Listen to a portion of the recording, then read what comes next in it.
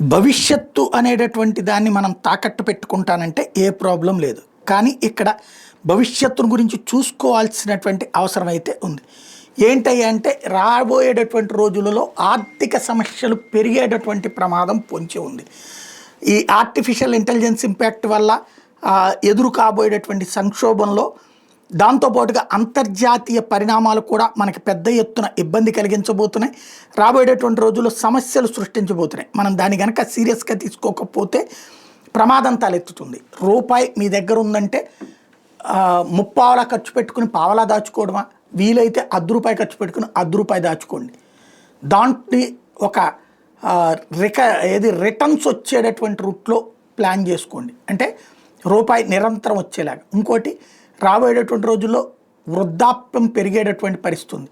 వృద్ధులను చూసుకునే పరిస్థితుల్లో సమాజం లేదు. పాత పద్ధతిలో అయితే ఉమ్మడి కుటుంబంలో వృద్ధుల్ని చూసుకునేవాళ్ళు. ఇప్పుడు వృద్ధుల పట్ల చులకన, వృద్ధుల పట్ల నిర్లక్ష్యం. ఎవరి కోసమైతే సంపాదించిస్తారో ఆ సంపాదన తీసుకుని వాళ్ళనే వేధిస్తున్నటువంటి రోజులు. కాబట్టి భవిష్యత్తును గురించి కూడా ఆలోచించుకోవాల్సిన అవసరం ఉంది.